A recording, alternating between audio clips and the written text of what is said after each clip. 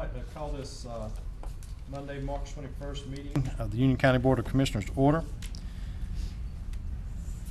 If you would, join me in invocation. Lord, we thank you for bringing us all here safely tonight. Thank you for this lovely weather that we've been having. Pray that you would be with the families that were in the tragedy today at Rockcrest Community, and pray that you would be all with us all as we go home tonight and keep us safe as we go home. In your name we pray. Amen. Amen. I pledge allegiance to the flag of the United States of America, to the republic which stands one nation under God, indivisible, with liberty and justice for all. All right, next we have informal comments. Lloyd Pennington would be first. Hi, good evening. I'm Lloyd Pennington, Public Works Equipment and Supply. I'm currently the sales director for that company. I sent you guys an email last Friday. My concern is about a situation going on with a purchase that's being considered for the county in terms of a combination truck. And this truck normally runs in the industry somewhere between $300,000 and $400,000, so it's a significant purchase.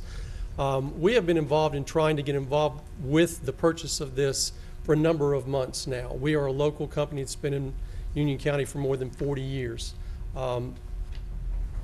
In trying to get involved with this, we were hoping to get involved with what the specifications would be for it, so that we could make sure that the county understood what was best for the county to have, and we were left out of that process again and again. It was pushed from one person to another, and now a fourth person in that process has sent out a request for a quote with specifications that are totally outside of what we could provide.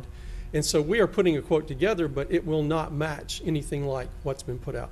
One of the things in the email that I sent you guys is the fact that it's very frustrating to us as a local company to be discarded in that way. We own 4 commercial properties, pay a great deal of taxes in this county, and rightfully so. One of the ways that money is spent is in terms of economic development, and I think the county very wisely spends money for economic development, and I think our county EDC is second to none. Huge fan. I personally have been involved in EDC in this county for many, many years and worked in many ways with that. But it's not about just going out and bringing somebody to the county and creating jobs. It's about protecting those that are already here. And I really don't see that. The difference is, if you bring a job to this county, you change the fabric of this community. Because if someone can work locally, and we provide many jobs, 24 jobs locally right here, we have another location that we're working on as well. But if you provide those jobs and people stay locally within this community, then those dollars stay here. I would think that would have to take some precedence, or at least be taken into account. The truck that you're looking at, based on the specifications that we received, would be serviced in Sumter, South Carolina.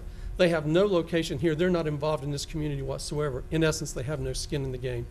We do. I would suggest you look at it. I strongly believe that it is in the best interest of all the citizens of the county.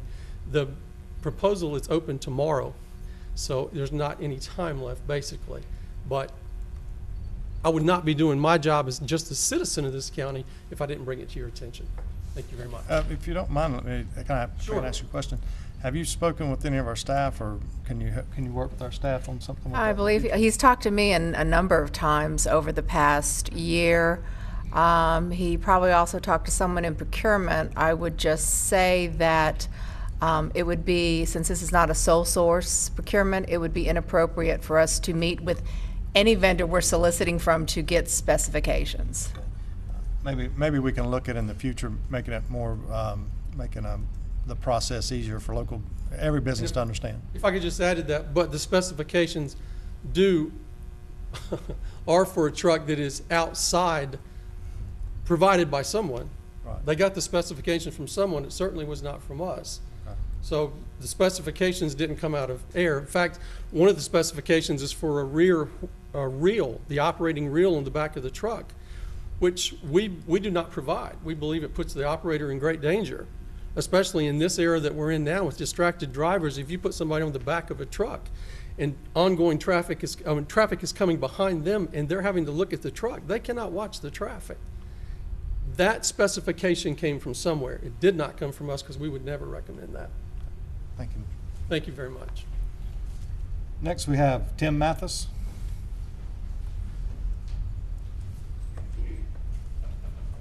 Good evening, ladies and gentlemen. My name is Tim Mathis. I'm a local bail bondsman here in this county for almost 21 years, and was asked to come and give you a quick overview of bail bonding and how it works. One of the things I understand is y'all are fixing to have a meeting with some of our legislatures, and I want to give y'all a better idea of how it works in this county. There are 4 types of bonds in North Carolina. You have unsecured, secured, cash, and property. So a person who gets arrested will go before a judicial official, and usually a magistrate, who will set conditions of release. And what they look for are ties to the principal. The defendant was arrested, family members, does he own property, how long has he lived here, the financial status of the person involved, does he have failure to appear in his history, on whether or not he likes to come to court. There are a lot of issues that they look for in setting bond for a defendant. And so they set a defendant a bond in an amount that they believe would make or cause that defendant to appear in court. And so they can set these different types of bonds for that purpose. Now, North Carolina bail bonding, all fines and forfeitures according to our North Carolina Constitution goes to the free public schools of the state. So anytime you have a bail that a person is released on, if it is forfeited because the person has missed court, then the money that would come from that forfeiture goes to the public schools of our county. So it also generates money for our public school system.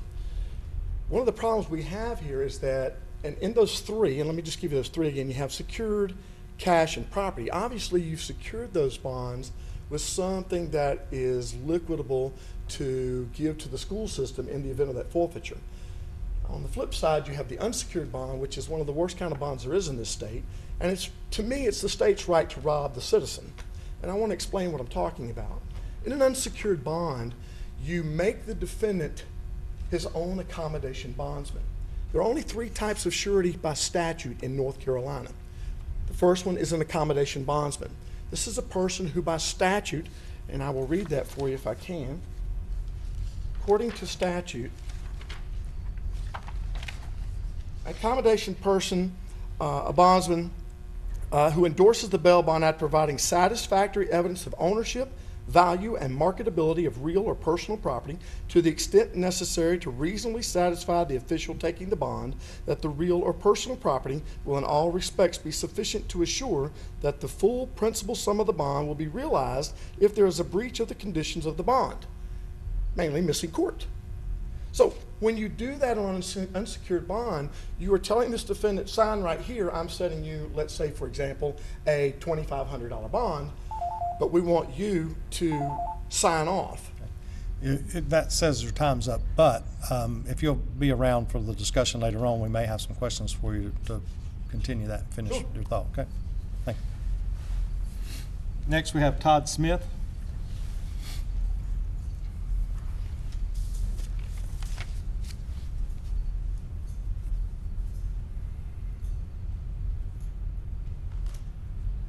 My name is Todd Smith. I live at 5051 Skated Bark Court, Indian Trail, North Carolina. Had a little conversation with the sheriff before I came in here. Sheriff's a good man. I like Sheriff Cathy. I think he's a good, honest man. He's good for Union County. But there's a lot of bad people up here. I'm talking about child abuse again. Mr. Smith, Yes, sir. as you know, our rules indicate that if you have a repetitive statement that you're making over and over again, that our rules do not allow for that. Okay. So you've been afforded information from staff. Our staff has been directed to have discussions with you, and they have. The Union County Board of Commissioners, the things that you're talking about are out of our realm of jurisdiction, if you would like to say. So what I would say to you, if you have a comment about taxes, you feel like your taxes are too high, if you'd like property rezoned, or if you would like to discuss anything else, I'd be glad to hear that. But since there is a restraining order, I understand, against you, I'm not going to allow you to use the public airways to violate that. Yes, sir. And that's what I feel. I felt very uncomfortable the last time you were here at the things you were saying about your son. I apologize about that. I understand. And I understand, I appreciate your service to the country. I appreciate your predicament and your situation. But at the same time, I do feel like, for the sake of your own family, that we need to stop these comments, because there's nothing that we can do about anything that you're saying. Yes, sir. I have some questions that have not been answered. Can I leave this? You can leave your questions.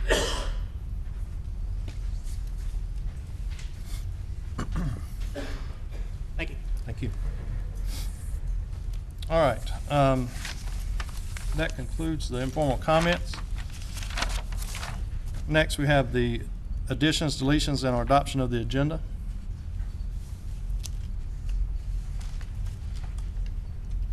Motion to approve the agenda? All right. All those in favor say aye. Aye. All opposed? The consent agenda. Need a Motion to motion? approve consent. All those in favor say aye. Aye. All opposed? None? Okay. Next, that brings us to old business. Number 11, Union County Development Ordinance Text Amendment. Yes, Chairman, Commissioners, at your March 7th meeting, Brian Matthews, Executive Director for Growth Management, provided you with an overview of text amendments that staff was proposing to the Unified Development Ordinance. And Brian is here if you need any additional information or if you have any questions, but at this time, staff is asking that you take action, either approval or denial on this particular proposal.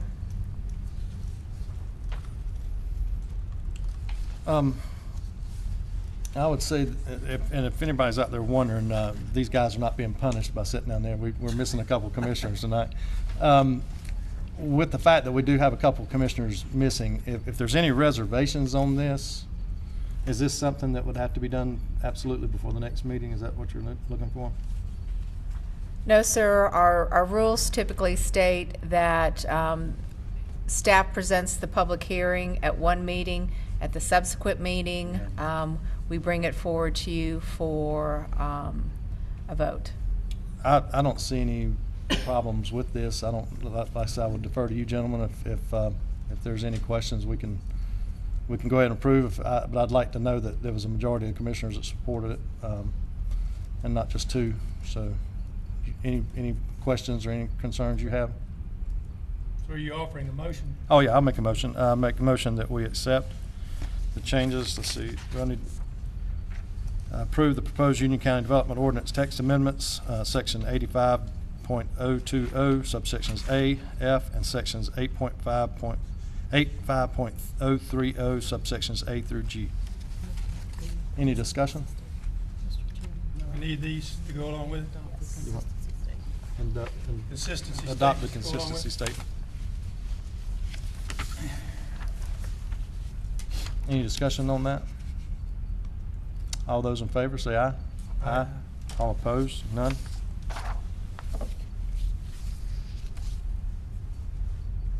Okay.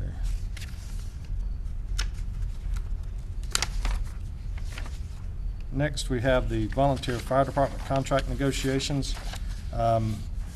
Commissioner Helms requesting an update on the status of the VFD contract negotiations.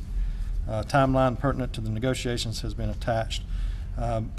Basically, I guess information from the county manager as to what our process has been and how and where we're at in the process. As the board will recall, back in November, we sent a draft agreement to the volunteer fire departments. And at that point in time, we had requested a 30-day turnaround. The volunteer fire departments had requested a 90-day extension, and back in January 4th, the board directed staff to extend the deadline till January 31st of 2016. We received a revised draft contract from the VFD's attorney on February 11th of 2016. And since that point in time, have been in negotiations with the VFDs. We have actually had one actual negotiation session with them where we presented them with a revised draft. They met with Mr. Crook, Mr. Yates, and Mr. Teague. Based upon that, they submitted back a response. We responded to their response, and at this point in time, we are waiting for them to come back to the negotiation table so that we are able to come forward and present to the board with a recommended contract. As we have previously stated to the board, that if we reach a point in the contract negotiations where we feel we have some remaining issues that staff and their attorney have been unable to resolve, then we will be meeting with the board to address those items and seek further direction from you all. Any idea on the timeline of that? Or when are we looking at April or? I would say that we were looking at April for us to be seeking that input from you, as well as on April 18th, we have tentatively slated, I know Ms. West is going to be getting with you all as to setting up some work session dates, but we've tentatively slated that as the work session on VFD funding. Since we now have met with all of the volunteer fire departments, received all of their budget requests, and are going through that process right now. I think one thing needs to be clearly understood. This has turned out to be a very volatile discussion, and the public needs to understand that the commissioners have not been involved in this process, have not been made aware of what proposals were made, and frankly, after reading this, I would say that this contract is more of a policy. At least it's been addressed as a policy change. This has been going on for about 4.5 months, and still the commissioners hadn't been involved. As the manager said, it started in November, and it was urgent to have something back by 23rd of December, I believe was the date. And there's a lot about it I don't understand. Why was it, why at the time we're starting to negotiate, and why was executive staff out selling the fact that we were going to put 48 firemen in Union County and wanted to station them at various volunteer fire departments? This is contrary, and the original contract that came out, I got to view that because one of the fire chiefs said, "Have you seen this?" And I said, "No, I haven't." And it was clearly my perception. It was appearance to take over for the county to take over volunteer fire departments. That's my perception, and I don't think I'm the only one that holds that perception. We've received a response from the volunteer fire departments, which I've reviewed because they were kind enough to give it to me. And I think that with the approach taken, that we can sit down with our volunteer fire departments and work out an amenable resolution to this. I'm taking this kind of personal. 2 weeks ago, my daughter's house burnt down. And I can tell you the volunteer fire departments, they got out, but all their pets didn't. But the volunteer fire departments went in, rescued their pets, brought out some valuables for them. And how do you put a figure on that service? So it concerns me that we weren't advised of what was going on or consulted with, because we have a lot of interaction with volunteer fire departments. March 3rd, the county received a revised draft from the volunteer fire departments, and I've reviewed all those in the past 2 days, and I can't say that it was 100% of what I'd wanted, but I guarantee you, I've talked to some of the chiefs, and it's something we can sit down and negotiate out. This is probably one of the most valuable assets this county has. And for over 60 years, they've contributed to the health and safety of our community, and that's not to be taken lightly. One of the items that I don't understand is, county wants to take over all their assets if they dissolve. Well, Jeff, state statute says it has to go to a like entity, and I guess legal would have to determine if county is perceived as a like entity. So I have concern with that. And the other thing is, are we going to put the same constraints on other 501c corporations that we support in the county? We've got to be consistent. I like one of the things about the contract that does the funding in 3 categories. It's a similar thing that we do with schools, and I think that's a good thing.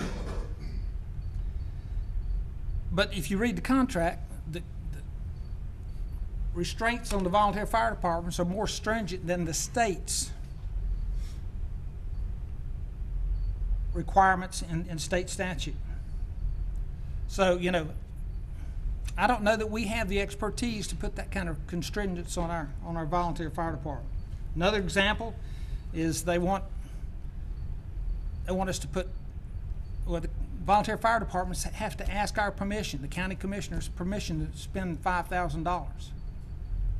We don't do it to any other 501c's that we support. And beside that, it means they cannot even buy an air pack without asking the commissioners. There's better ways to do it. They want complete personnel information. I've been down that road. I retired from IBM, and IBM hired me back. And I worked for them, and it was much more lucrative than working for them. But then the next year they came out and said, you got to give us how many people you pay, what kind of profits you made, and all this information. It's the last time I did business with them. Because that's the private corporations and private information. And so the latest draft, yeah, I'd like to see us do a very serious conversation with it and talk to the volunteer fire department. I think that staff has demonstrated that they need the commissioners to take this process over. That we need to sit down. I honestly think that as little as one session, we might be able to come to negotiations. I've spent time with some of the chiefs that are part of this, and we're not that far off. But when you have staff tell them, you either sign this or I'm not going to fund you, that doesn't fly. And they are not, that is above their level. They don't have the authority to make that statement. So I know, Mr. Chairman, you have suggested having that work session, and with the urgency, I think we need to have it sooner than later. Thank you. Mr. Simpson, you have any comments? I'll make one or two. I probably could reserve them for the work session. I think it'd be more productive there. One of the things when I saw this was going to come up, and I guess I should have done it, and the first thing I'm going to do is apologize to the citizens of Union County and to the staff and to the board for I don't know whether to call it negligence or oversight or lack of drive from the standpoint of being involved with this process since I've been elected. One of the things I've done over the weekend is I went back and read in great detail the fire survey or the fire assessment that was done in 2009. And it talked about funding, it talked about policy, it talked about staffing, it talked about operational procedures, it talked about a myriad of the very same things that we've been beating down the road, kicking down the road for about 5 or 6 years now.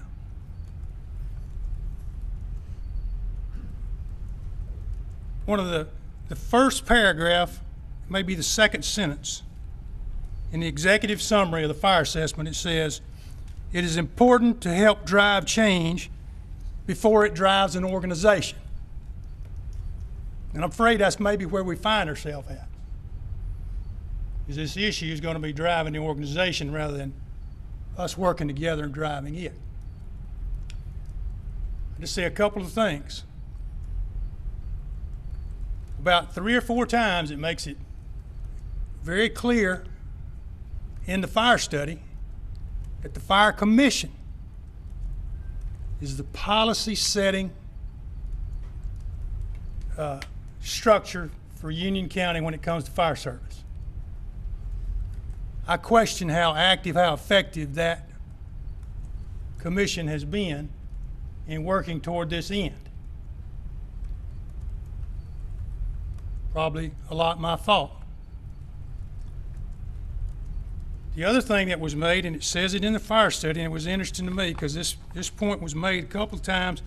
We had the stakeholders committee that was put together. I think I made the comment when the stakeholders committee was first put together back January, over a year ago, I guess, when it was first put together, January, that we had a fire commission that I thought took responsibility for developing policy and guidelines, et cetera, et cetera. But the board decided that we needed a stakeholders committee. But one of the first things that we started to talk about in that stakeholders committee was the contract. And I remember specifically, and Stoney, you were there, you probably remember this, Jeff was there. One of the participants in the stakeholder committee said with regard to the contract, he said, "You tell us, we probably ought to talk about contract early on because you tell us what you want and we'll tell you what it'll cost." I thought that was very pertinent. Well, that was February or March of over a year ago. And we gave lip service to the contract till after the stakeholders committee had gone through the funding process and didn't even start talking about the contract till December. It makes that point very clear in the fire study that the contract is critical to determining long-term sustainable funding. So I think this is very important, as Richard said, that we get down and get this thing settled. The one thing that I will not do as a commissioner is I will not step in front of staff and I will not negotiate. They have an attorney, we have an attorney, we pay that attorney to deal with these kind of issues. I will not wedge myself in a contract issue until it comes down to a point of my job here as a commissioner is to determine policy, to set policy. So when the attorneys have done all that they can do, I'm assuming that Chairman Rushing will call us in and we'll have to make some decisions. And it said in the fire study that many of these decisions ultimately are political or have to be a policy decision. So I fully understand, trust me, one of the comments that was made early on, and I know it was tongue-in-cheek, but one of the fire chiefs said, "It's a simple contract. Put on the paper, y'all put out the fires and we'll both sign it and we'll be fine." Where I live, Jackson Volunteer Fire Department, that's what we do. I never hear any complaints. They do a great job. They stay within their budget.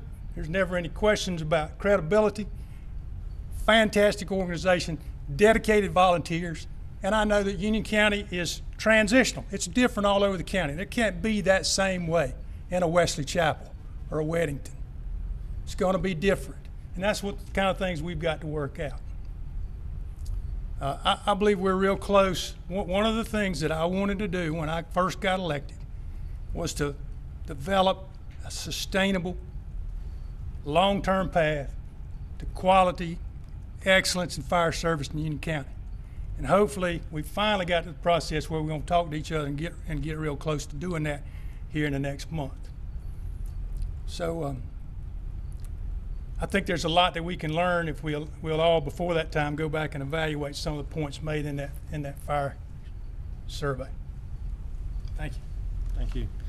And I would say, just in agreement with comments from both Commissioner Helms and Commissioner Simpson, Our fire departments are a completely valuable asset to the county. I've gone through 2 house fires, one when I was 8, one when I was 19 years old. My grandparents' house burned down. I was staying with them over the summer. It's not something that I take lightly in how to fund and help these fire departments. But as Commissioner Simpson said, we have a variety of needs across the county. We have the Jacksons with all volunteers, and then we have some fire departments that are mostly, if not all, paid staff. We learned a valuable lesson from losing Providence and losing that equipment at Providence that we have to have some safeguards for the taxpayers. Because not only are these 501c3s, but they're 501c3s that do have equipment that have been provided by maybe not all the taxpayers in Union County, but nevertheless, Union County taxpayers have put money into that equipment. So we need some protections there to ensure that it benefits the citizens of Union County and the taxpayers of Union County. So I think our staff's worked hard on this. It's hard. Jeff, you and we were working on similar stuff over a decade ago, and it's still not settled. And I hope to help Commissioner Simpson realize his goal this year. I think that this year is the year that we're going to have to make some hard decisions, and not everybody's going to be happy. Our staff's not going to be happy about everything, and neither is the fire departments. But I think we're dedicated. I think we have commissioners, all 5 commissioners, I think, are wanting to do the right thing for the taxpayers of Union County as well as the fire departments, and make sure that we have this safety issue resolved and in a sustainable manner. And I think I look forward to those work sessions, and we encourage the staff to schedule those sooner again rather than later. Let's go ahead and get involved. Again, Jeff, you've done a wonderful job in representing the county. All the staff, I believe that you've done everything that you can. This is a hard issue, especially with the emotions involved, and it probably is to a policy point that we need to make sure that you're not having to waste your time, and we're not wasting the fire department's time, and we go ahead and get down to what we're going to be able to accept and what we feel can be sustainable or not. So it would encourage it sooner rather than later to schedule that work session. All right, any other comments?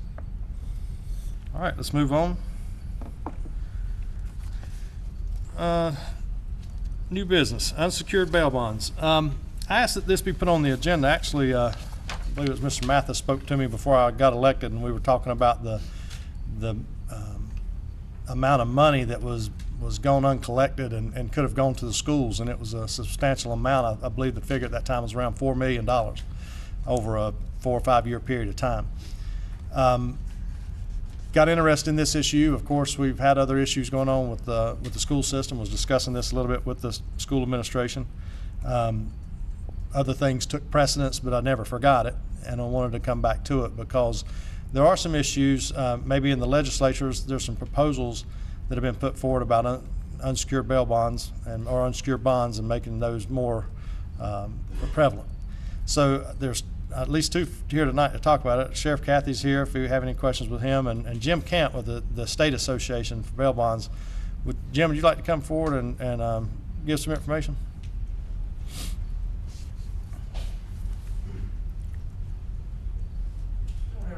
Microphone's off. Is the microphone on? Cannot hear.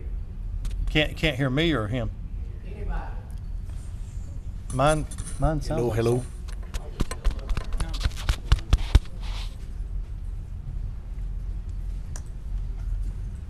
Apologize for that. I try to talk loud enough. Stoney, and Commissioner, I just want to say, the unsecured bonds, it's a problem in my business because I make money off bonds, but it's a problem to the community because when they let people out unsecured and they don't show up for court, nobody finds them, there's money that's missing there. And it's hundreds of thousands of dollars a year here in Union County. Tim's actually got the actual numbers because it goes into judgment, and we see those hard numbers every year. But that's money that can go to the school system, and I think everybody needs a chance, of whatever their crime is. You need to be, bail is not punishment. It is to assure your appearance in court, but if you don't appear, you need to pay. And that's our job. We either have to bring them back or we have to pay. So we just want to let you know that unsecured bonds is on a state level being looked at, and we're trying other options. And there is some circumstances, a written promise that is due, and, you know, first-time nonviolent offenders have no problem with those getting out, but it's the repeat offenders, that ones that have a track record of not going to court, not showing up, and then somebody unsecures their bond just to put them back out on the street to victimize other people in this county. Got any questions? Either one of you have any questions? So what I'm hearing you say, Jim, is there's a place for both. Yes, there is, Secured there is, and and unsecured. I've talked to several people, and this even in this room now that's in authority, it's being abused. It is being abused. The unsecured bond part is, but there is a place and time for it. It needs to be. And me and the sheriff was talking about, you know, if you have somebody in there that's got a big medical bill, and, you know, it's building the county money up, and they're not going to where they're sick. You know, there's a, you know, you got to do something on, you got to compromise on certain things, but, you know, the unsecured bonds in the most part is being abused, and it's to the tune of several $100,000 a year in this county. Chairman, the question I ask you is this is before the legislature. Are they wanting to unsecure a majority of bonds?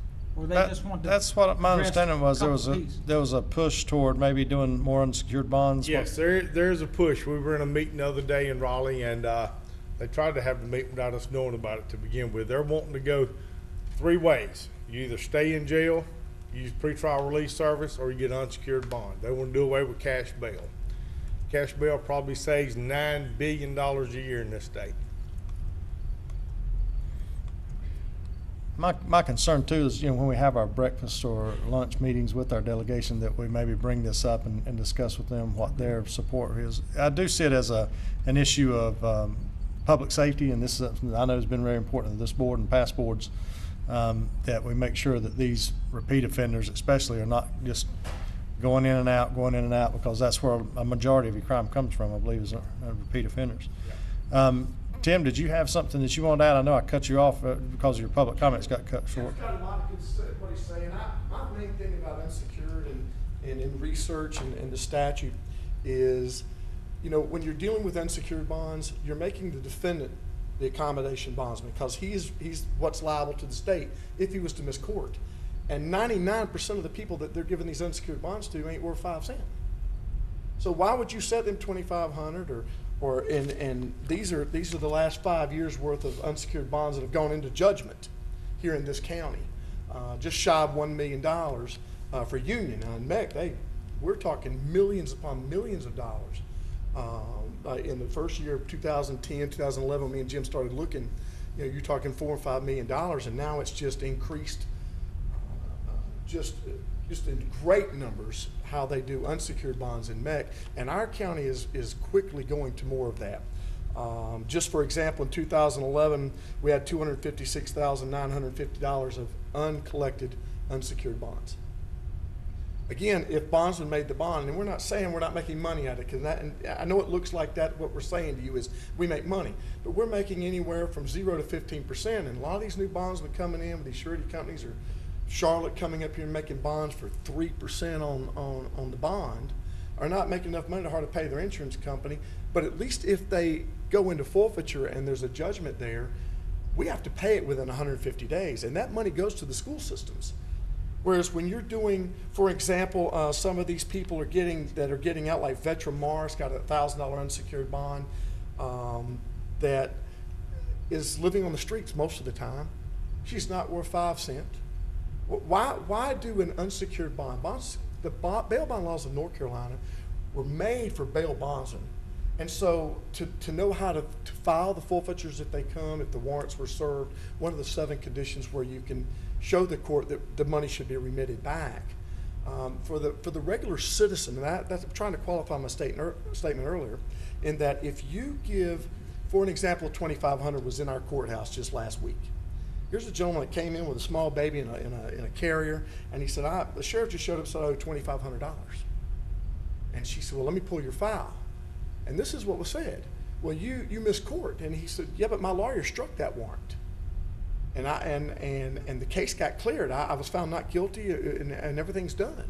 She said, yeah, but they didn't strike your forfeiture, and so 150 days later it went into judgment automatic, and now you owe the state of North Carolina $2,500 plus the writ, plus the sheriff's service, plus all these things that he doesn't realize is what occurs to him in the event of a forfeiture, even though they struck the warrant and he's found not guilty.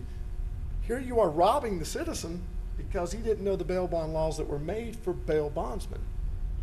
And so to do an unsecured bond, this was what brings me back to the statute. If the statute says there are only 3 types of sureties, that is the accommodation bondsman, who is such as dad, mom, brother, sister, does it for a family member, and they have property or cash to post. In the event of an unsecured bond, that's what you're making that defendant, and that he has to be liquidable for that money on the bond if it goes into judgment. And 99% of these unsecured bonds are not. And how can you set that if they're not liquidable for that money? Why not just give a written promise and do away with the unsecured altogether? It's available. If you're not collecting on them, why put them in judgment for 10 years and somewhere down the road, if you've got somebody that had a bond that's trying to change their life and become more productive citizen here in Union County, and any money they make, it's tough enough paying property tax and car taxes and personal property taxes when they're turned around and got judgments from when they're 16 or 18 or 20 that are, and some of these bonds are $50,000 unsecured. We have a second-degree murder last year, $250,000 unsecured. He signed his name with our magistrate, walked out on a second-degree murder. Alexander Martin, a school teacher at Forest Hills High School, 7 counts of indecent liberties with a student. Walked in front of our magistrate, gave him $100,000 unsecured. He was a transfer teacher from the country of Colombia. Got on a plane, never showed up the first court date. There is an option, he was saying, that's called a written promise, and that cuts half the paperwork for the clerk's office also. It stops a lot of the unsecured warrants. It's basically the same thing, it's just a different word.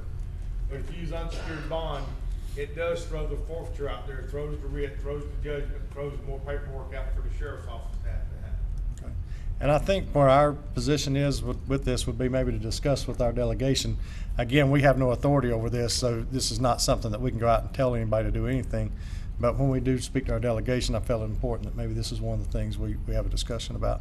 And if there's anyone here from the judicial system, or Sheriff Cathy, I know you came, if any of the commissioners have a question for Sheriff Cathy, I think he'd be willing to answer some questions. But any questions that you guys have of these gentlemen or anybody else? All right. Hey, thank you guys for coming tonight and enlightening us on this issue. And if any time, Stoney, if you paperwork and stuff to just take with you to any of your meetings or otherwise. Okay. All right. Thank you, Tim. Thank you. Okay.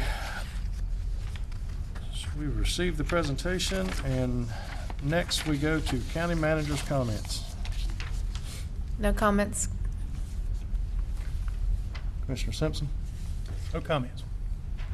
Commissioner Helms. No comments. I'm going to make some comments. I want to brag on young children like Jeff's daughter that went to the Youth Hunter Education Challenge in Ellerby this weekend for District 6.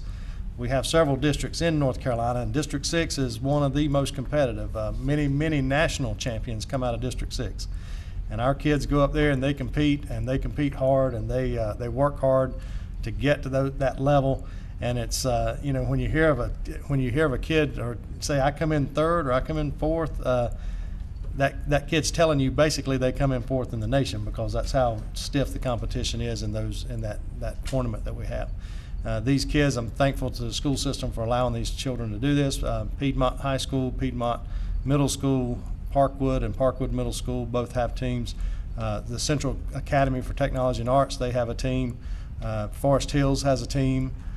East Union's had a team in the past, and we're looking for other schools to be involved in this as well. So it's a great program for the kids. It's a great opportunity for them to learn safety. When you have hundreds and even thousands sometimes of kids at an event, and parents at an event, and nobody gets hurt, you know, you don't even see a Band-Aid come out a lot of times. So, you know, it's a very good event, a very positive event for these children, and they're learning gun safety and how to be safe with that equipment. With that, wish everyone a safe trip home, and hope we'll have our other 2 commissioners here, and you guys won't look so lonely down there. At least I get to sit with Lynn and Cindy over here. But with that, wish you all a good night, and motion to adjourn. All right.